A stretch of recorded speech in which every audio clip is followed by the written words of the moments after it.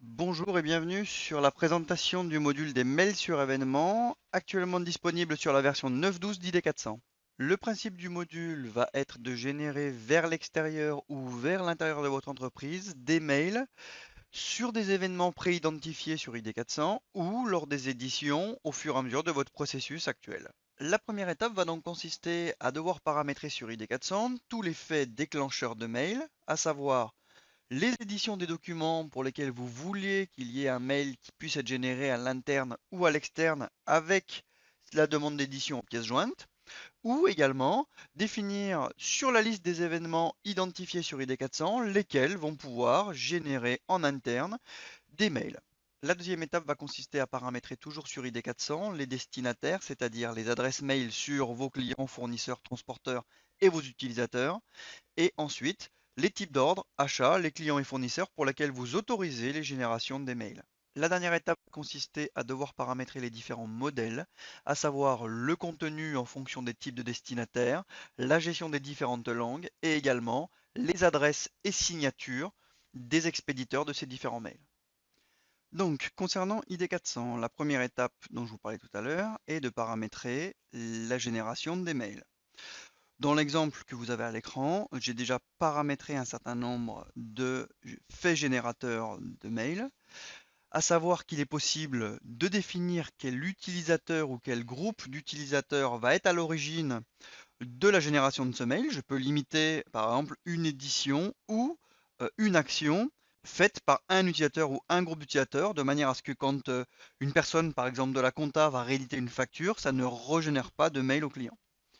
Dans les types de mails, je vais devoir définir le type de génération, c'est-à-dire pour tout ce qui va être édition étoile document, et pour tous les autres, le déclencheur, l'événement qui a été préparamétré dans la liste disponible par nos systèmes.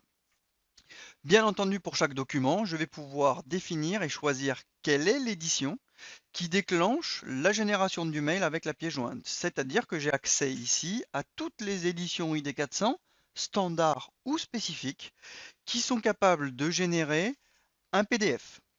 Ensuite, je vais pouvoir, si j'ai besoin, limiter des fils de sortie des bibliothèques, savoir si je supprime le spool qui a été généré en fin de traitement. Et pour tous les mails qui sont envoyés vers l'extérieur, je vais pouvoir définir, en fonction des types de destinataires, si je fais un mail et si j'utilise un modèle global ou un modèle par type de destinataire, c'est-à-dire est-ce que je vais générer des mails de façon séparée si c'est un fournisseur, un client, si c'est un correspondant, si c'est un transporteur, si c'est un agent, etc. La deuxième étape va consister à devoir paramétrer les adresses mail associées aux différents destinataires dans ID400. Dans l'exemple ici, je vais vous montrer par exemple dans l'adresse pour un client ou pour un fournisseur ou pour un agent, je vais pouvoir ici rentrer une adresse mail.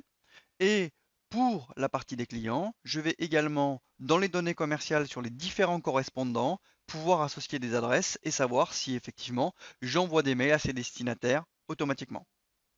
Je vais donc répéter cette même action pour mes différents types de tiers, qu'ils soient agents, fournisseurs, transporteurs, etc. dans la société. Je vais donc également pouvoir définir les adresses mail sur les différents utilisateurs présents sur ID400. Quand j'ouvre un utilisateur, sur la partie basse, je vais avoir plusieurs adresses mail qui vont me permettre de définir différents types de destinataires, à savoir le mail de l'utilisateur en lui-même et différentes autres adresses qui vont me permettre de définir par exemple un service et des niveaux de responsabilité ou d'enveloppe d'adresses communes pour l'utilisateur. L'exemple simple, c'est je vais envoyer une facture à un client, je vais pouvoir faire en sorte que l'utilisateur qui a envoyé, qui est à l'origine de cette demande, puisse être mis en copie ou en copie cachée, ainsi qu'une adresse générique qui pourra représenter un service ADV ou la compta ou n'importe quoi. La dernière partie va consister en paramétrage des différents modèles pour l'envoi des mails. Bien entendu, je viens de définir dans ID 400 quels étaient les éléments et événements qui allaient déclencher des mails. Derrière, pour chacun des événements, je vais devoir paramétrer le modèle qui va être associé. Je vais également pouvoir créer des modèles différents en fonction des utilisateurs, des sociétés et des firmes, de manière à pouvoir paramétrer à la fois le contenu, mais également une notion de signature et de destinataire différents.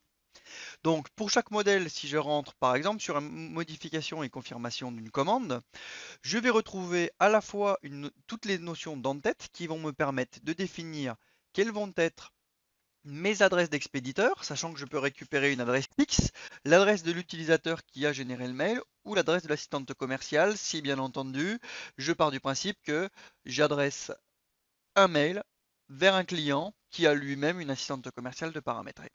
Je vais devoir également pouvoir choisir la signature qui va être utilisée et ensuite sur la partie haute définir le destinataire, le CC et les destinataires de copie invisible, sachant que tout ceci va se renseigner en fonction des arguments qui vont être alimentés par ID400.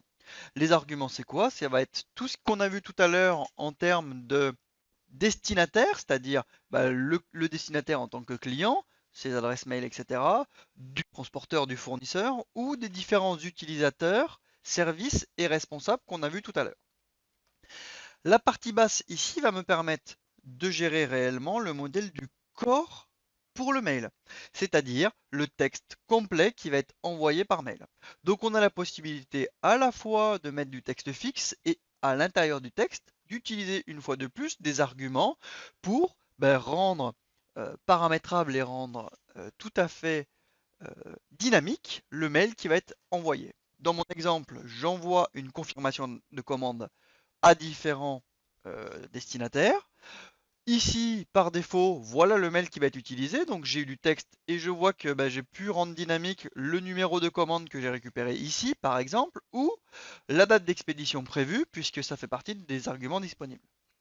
Je vais également pouvoir, si j'ai décidé de le faire en amont dans ID400, pouvoir paramétrer des modèles différents, c'est-à-dire avoir un contenu différent en fonction de si c'est un client, si c'est un agent qui va être destinataire ou un transporteur.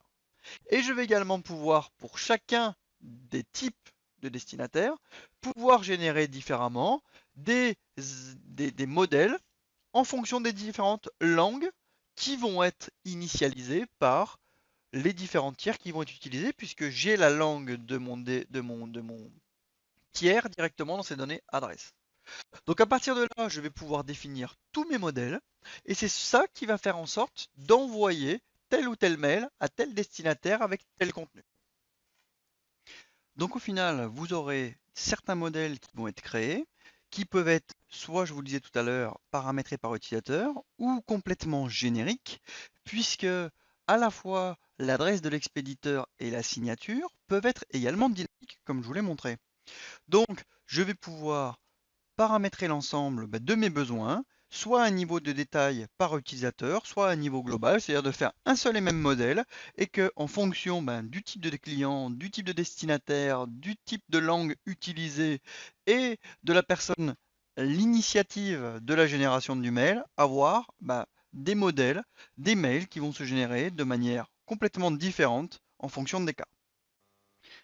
Voilà, la présentation du module de mail sur événement sur ID400 touche à sa fin. J'espère que c'est clair pour vous, que vous avez une idée générale de ce qui est traité par cette fonctionnalité. N'hésitez surtout pas à revenir vers nos services, que ce soit la mise en place, le produit ou vers vos chefs de projet et commerciaux pour avoir une démonstration plus complète si besoin. Au revoir.